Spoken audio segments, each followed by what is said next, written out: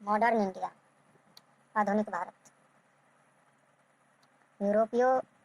यूरोपियनों का भारत का आगमन। पुर्तगाली, अब बात करते हैं पुर्तगाली की। 1498 1498 में वास्को डी गामा केरल के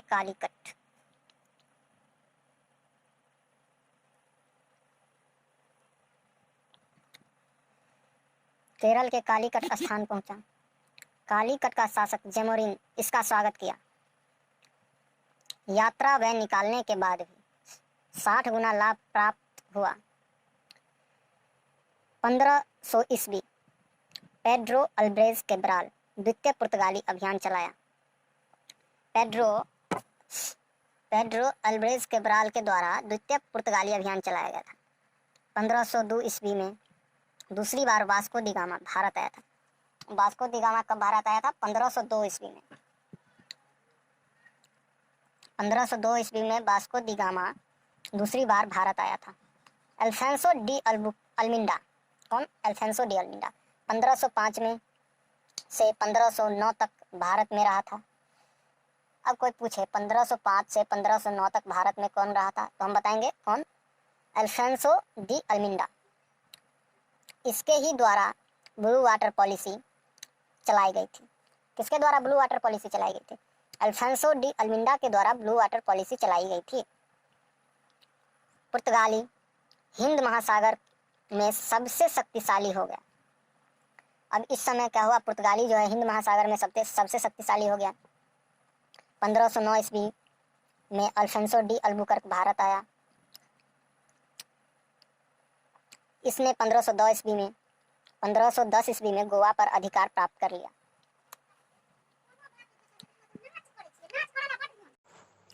पंद्रह सौ नौ ईस्वी में अल्फांसो डी अल्बुकर्क भारत आया।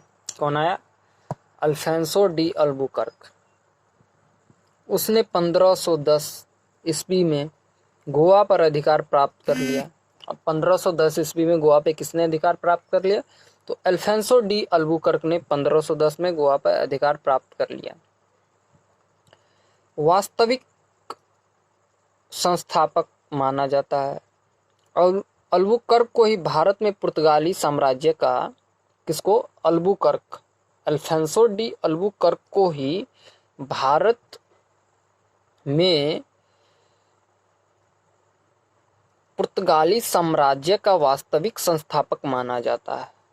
किसको माना जाता है? अल्फांसो डी अल्बुकर्क को। इसके बाद नीनू डी कुन्हा भारत आया। कौन? नीनू डी कुन्हा भारत आया। अब हम लोग साथ में ही पढ़ेंगे कौन? नीनू डी कुन्हा भारत आया। 1530 ईस्वी में इसने कोचीन की जगह गोवा राजधानी बनाया।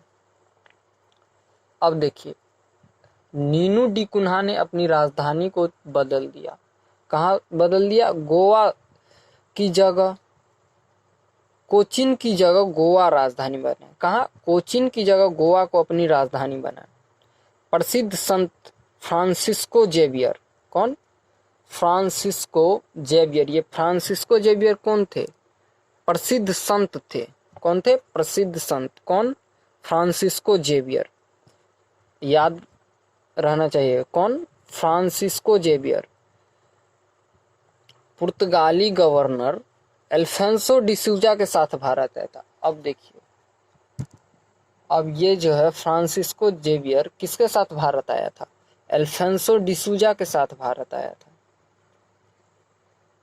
पुर्तगाली 1661 तक भारत में रहे थे। कब तक? 1661 तक। याद रहना चाहिए अंतिम डेट कब है? 1661। इसको टिक आउट कर लीजिए। कौन? 1661। 1661 तक पुर्तगाली भारत में रहे थे। तंबाकू की खेती, जहाज निर्माण तथा प्रिंटिंग प्रेस का सूत्रपात 1526 गोवा में हुआ था। किसका? प्रिंटिंग प्रेस कब हुआ था? इसका सूत्रपात 1526 में। कहाँ हुआ था? गोवा में। अब बात करते हैं 1661 अंग्रेज को पुर्तगाली ने बम्बई दहेज में दे दिया। 1661 में क्या हुआ था?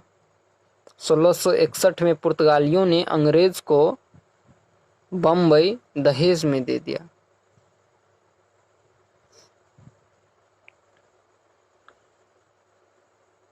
अब हम बात करेंगे डच की। देखिए डच के बारे में कुछ जानते हैं। डच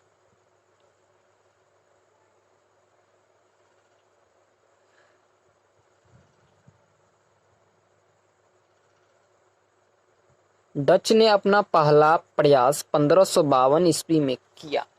कब किया था पहला प्रयास? 1552 ईस्वी में। एम्स्टर्डम के व्यापारियों ने एक व्यापारिक कंपनी की स्थापना की। कौन? एम्स्टर्डम के व्यापारियों ने क्या की? एक व्यापारिक कंपनी की स्थापना की। 1602 ईस्वी में United East India Company of the Netherland. कौन? नीदरलैंड। कब? 1602 ईस्वी में। किसकी शुरुआत हुई? United East India Company the Netherlands.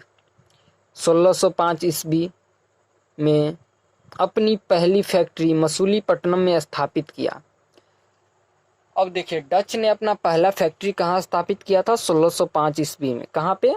Masulipatnam में स्थापित किया था। कब किया था? 1605 ईस्वी में, याद रखिएगा। 1639 ईस्वी में गोवा पर आक्रमण। कब किया था? 1639 में गोवा पर आक्रमण किया था। 1641 में मलका पर विजय प्राप्त किया और 1658 ईस्वी में लंका पर अधिकार कायम किया। अब लंका पे अधिकार कायम कब किया? 1658 ईस्वी में। 1759 ईस्वी में अंग्रेजों ने डचों को वेदरा के युद्ध में हराकर भारत में उनकी गतिविधियां को रोक दिया। वेंदरा। अब देखिए दोस्तों सही से मुझे ये याद नहीं है, वेदरा या वेंद्रा। 1659 ईस्वी में अंग्रेजों ने डचों को वेदरा के युद्ध में हराकर भारत में उनकी गतिविधियों को रोक दिया। अब हम आगे देखते हैं